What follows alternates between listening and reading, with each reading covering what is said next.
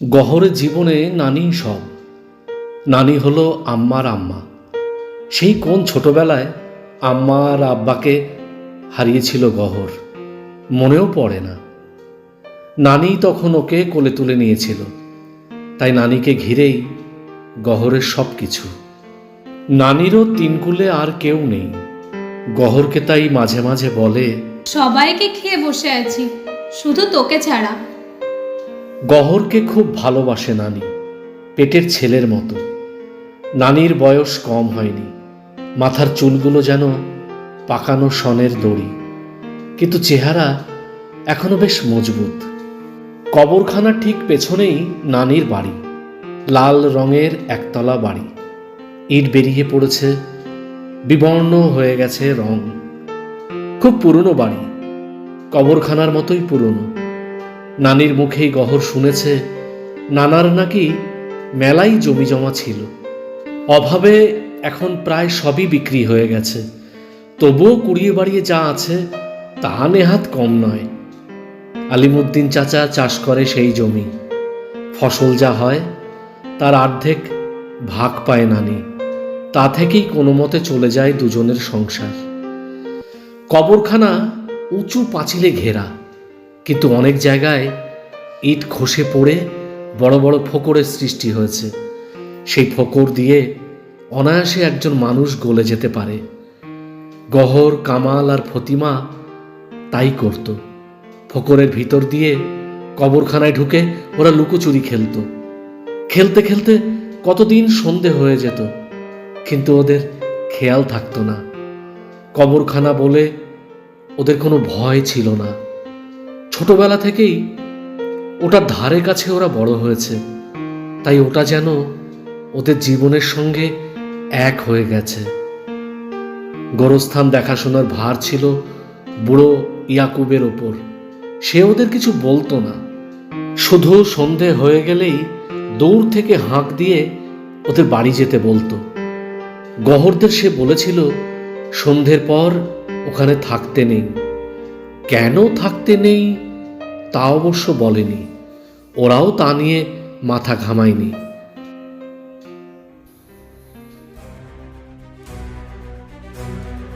নমস্কার বন্ধুরা, আপনারা শুনছেন ভয়ে ভয়ঙ্কর চ্যানেলের স্যাটারডে ডাস্কের অনুষ্ঠান। আজ পরিবেশিত হচ্ছে গল্প কবরের অন্ধকার। লিখেছেন মঞ্জিল সেন। গল্প পাঠে আমি মৃণাল দেবনাথ এবং সঙ্গে রয়েছে শ্রাবন্তী ঘোষ, আবহ দীপরাজ। শেষ পর্যন্ত শুনতে থাকুন আজকের গল্প কবরের অন্ধকার। গোরস্থানে আরও একটা জিনিসের উপর গহরের খুব লোভ ছিল, তা হলো ফুল। কাউকে কবর দেওয়ার পর আত্মীয় স্বজন সমাধির ওপর টাটকা ফুল আর ফুলের পাপড়ি ছড়িয়ে দিত, আর সাজিয়ে দিত ফুলের তোড়া। গোলাপের তোড়া, রজনীগন্ধার তোড়া, নানান রকম ফুলের তোড়া। আসলে নানিরই বেশি লোভ ছিল ফুলের ওপর। তাকে খুশি করার জন্যই গহর চুরি করত ওই ফুলের তোড়া, অবশ্য ইয়াকুবের নজর এড়িয়ে।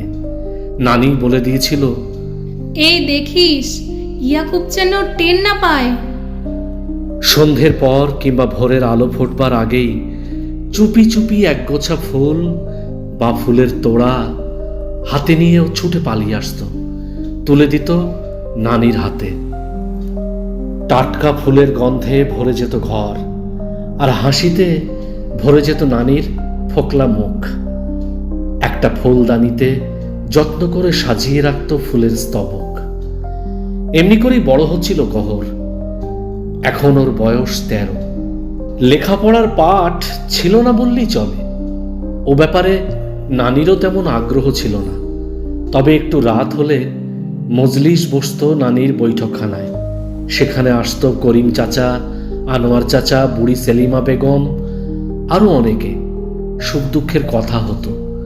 পুরনো দিনের কথায় মশগুল হয়ে উঠত সবাই, আর সেসব হাঁ করে গিলত গহর। অনেক কথা, অনেক ঘটনাই জানা হয়ে গিয়েছিল ওর।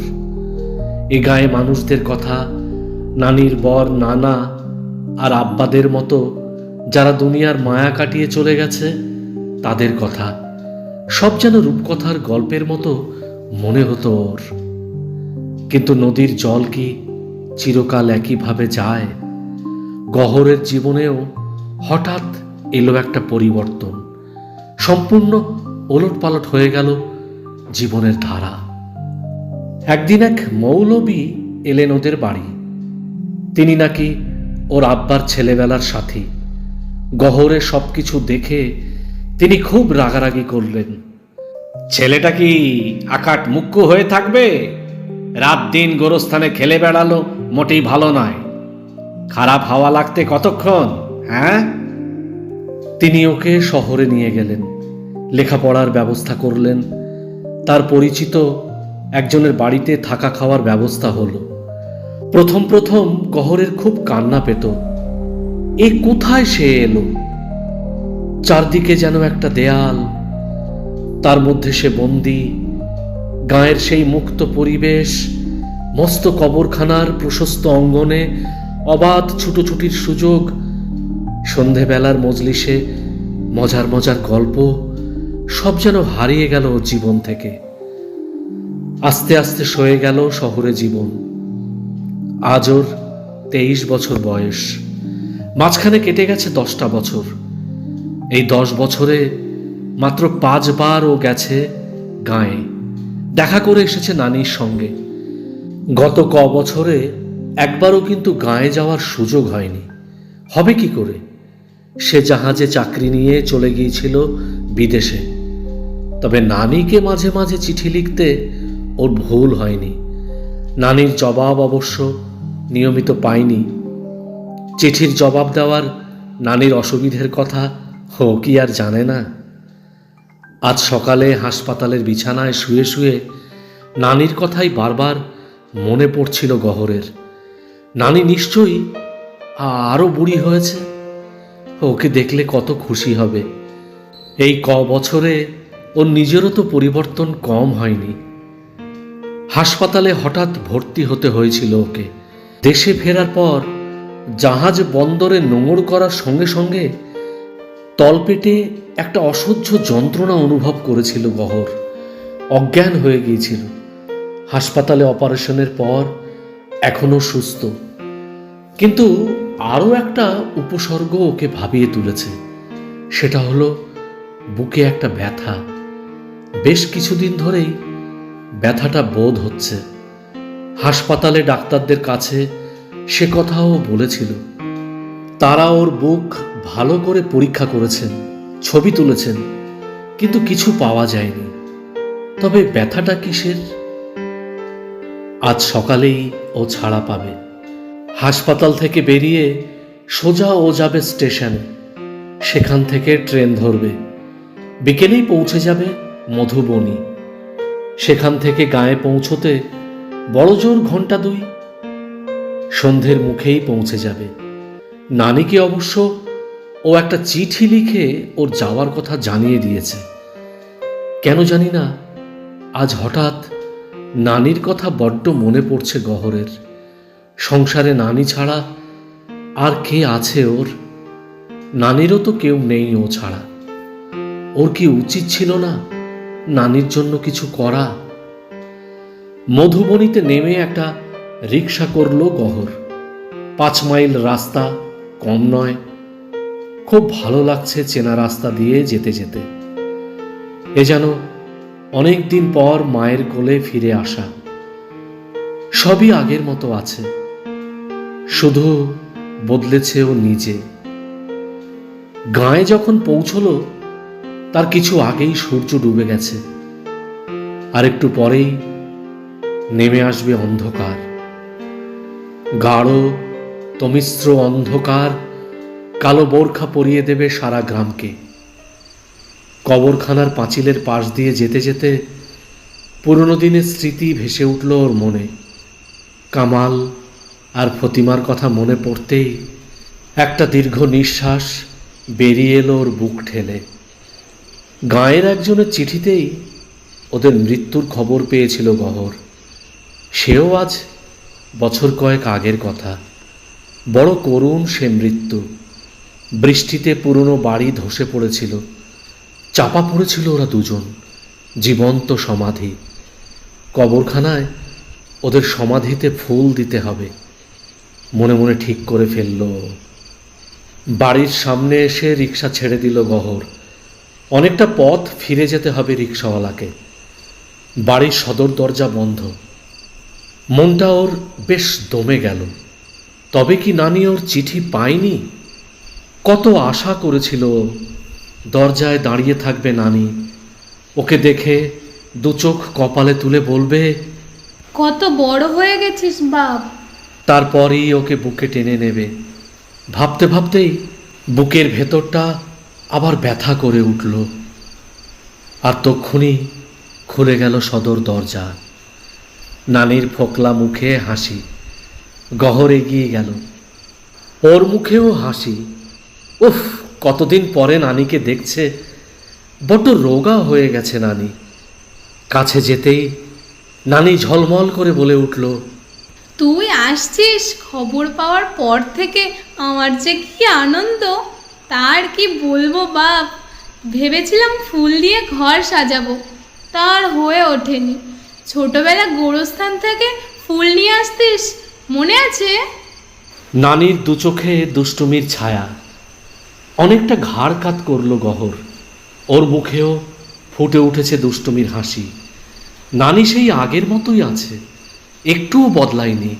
তবে এক ছুটে যা, আজ বিকেলে একজনকে গোড় দিয়েছে, টাটকা ফুল পড়ে আছে, নিয়ে আয় গে। সেই ছোটবেলায় ফিরে গেল গহর। সুটকেসটা মাটিতে নামিয়ে টর্চটা হাতে নিয়ে বড় বড় পা ফেলে এগিয়ে গেল। পেছন থেকে নানির গলাও শুনতে পেল, বুকের ব্যথা তোর সেরে যাবে, চিন্তা করিস নে। রীতিমতো অবাক হয়ে ফিরে তাকালো গহর। ওর বুকের ব্যথার কথা নানি জানলো কেমন করে? মুখ টিপে হাসছে নানি, যেন ওর গোপন কথাটি জেনে ফেলেছে বলে মিটিমিটি হাসছে। গহরেরও হাসি পেল। নিশ্চয়ই হাসপাতাল থেকে ব্যথাটার কথা নানিকে জানিয়েছে। নতুন কবরটা খুঁজে পেতে একটু দেরি হয়ে গেল। এদিকে অন্ধকার নেমে এসেছে। বেদির ওপর একগুচ্ছ রজনীগন্ধা, সত্যিই টাটকা, তাজা সুবাস লাগছে নাকে। ধূপের গন্ধটা এখনো মিলিয়ে যায়নি। একটা জ্বলছে মিটমিট করে। রজনীগন্ধার গোছাটা হাতে তুলে নিল গহর। নানি খুব খুশি হবে। রজনীগন্ধা নানির খুব প্রিয়। হঠাৎ কি ভেবে টর্চের আলোটা ও ফেলল বেদির উপর। একটা ইটের ফলকে জলজল করছে সদ্য খোদাই করা একটা নাম। কৌতূহল ভরে নামটা পড়ল গহর, আমিনা খাতুন। কয়েক মুহূর্ত নিষ্পলক দৃষ্টিতে নামটার দিকে তাকিয়ে রইল গহর। তারপর আস্তে আস্তে বসে পড়ল বেদির সামনে বড় বড় ঘাসের উপর। নিজের চোখকেও ও যেন বিশ্বাস করতে পারছে না।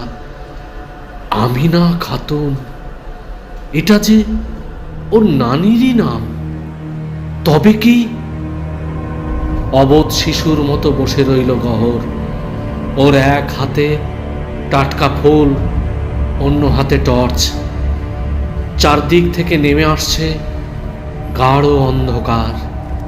আস্তে আস্তে গ্রাস করে ফেলছে ওকে কবরের নিশ্ছিদ্র অন্ধকার।